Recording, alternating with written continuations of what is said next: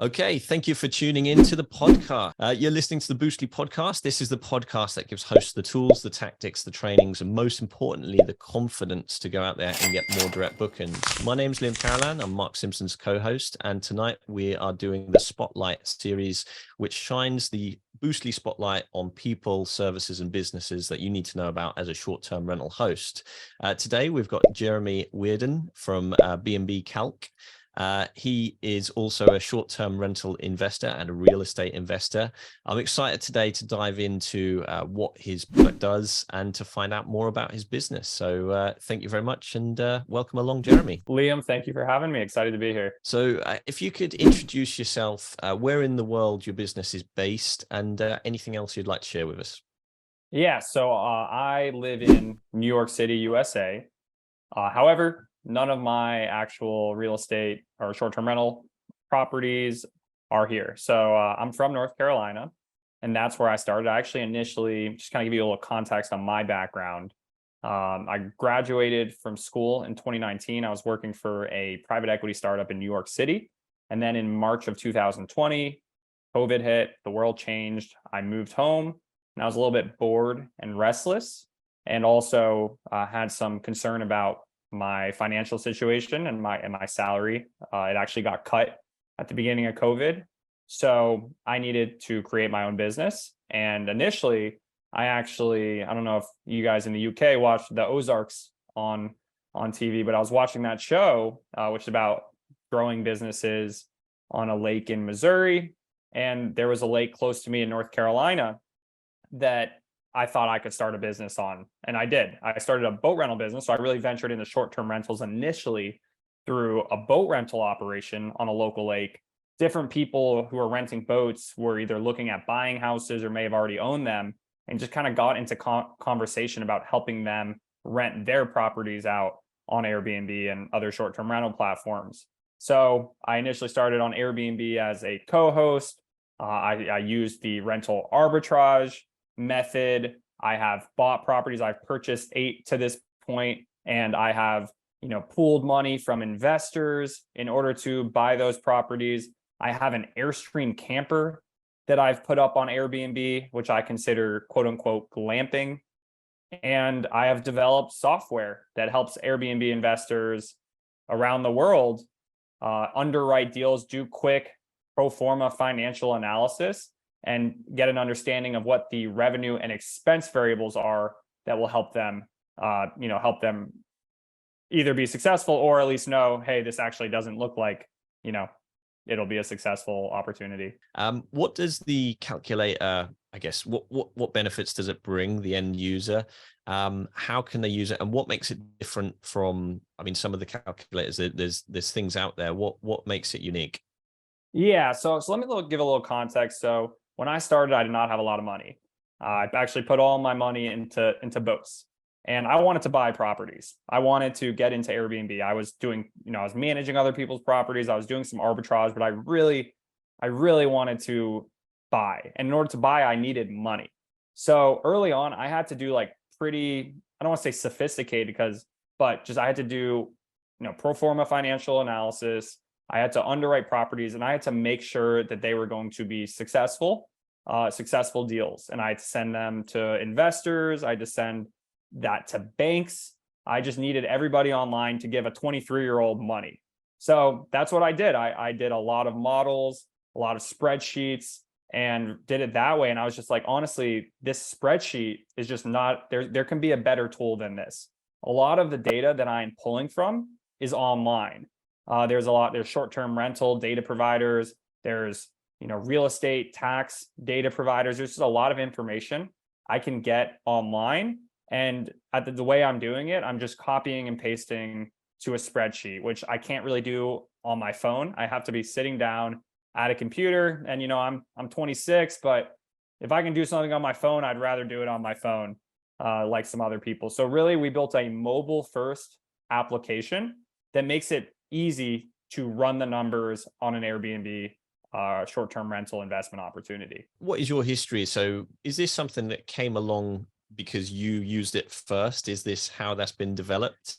And if you take us back to those early days in the first few deals, How has things changed from then to if you had this calculator now? Yeah, so initially, exactly, you hit the nail on the head. Built it for myself and my team, because the issues we were having is I send something to an investor, I have to send them a spreadsheet, and then I have to email it to them. I have to then hop on a Zoom to walk them through the spreadsheet. It was a tedious process. So now I can just send them a share link on my phone. So I can just text an investor a share link. They can click it. They can see it's super readable. Gives you a really good idea of what, the return profile and really the revenues, expenses, all that good stuff.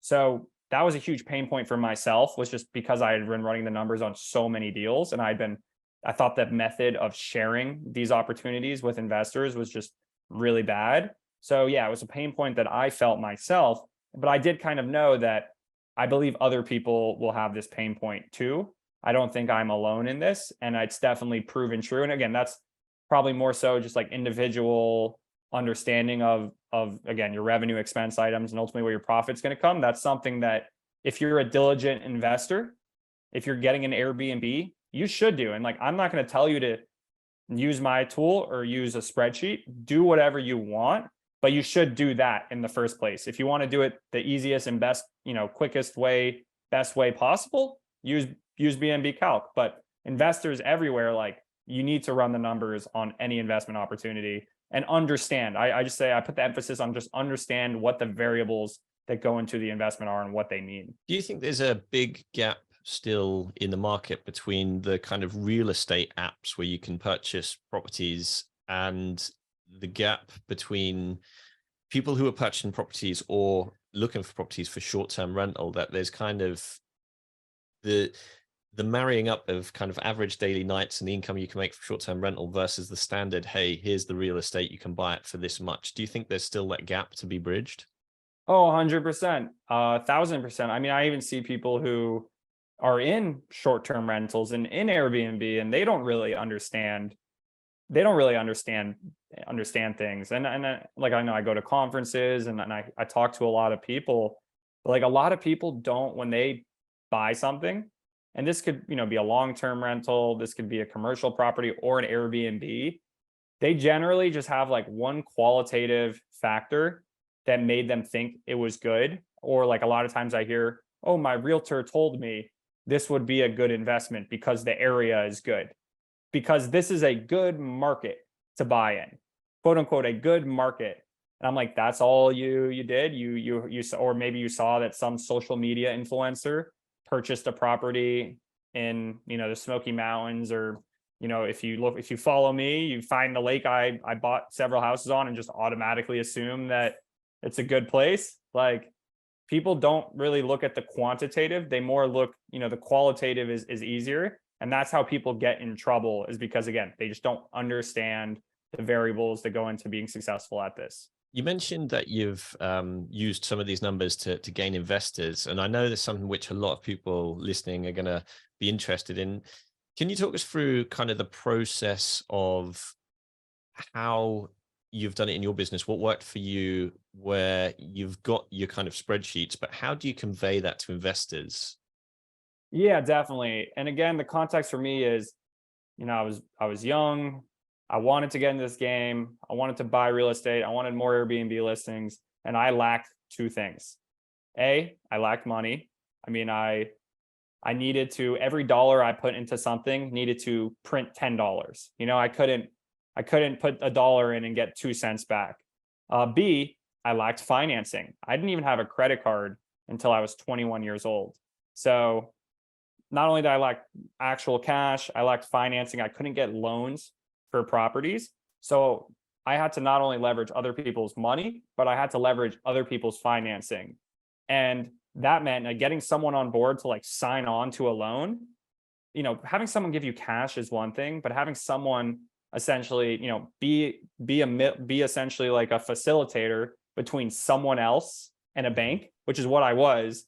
That's a process where you need you need just good communication, good resources, investment criteria, investment pitch materials, pro forma financial analysis. Like, that's imperative to again, not only investors, but also the financing necessary to fund these investments. Having a blast, gonna get it on the Boostly podcast. Boostly like Bruce Lee, cause it's so hard and the T is loose leaf.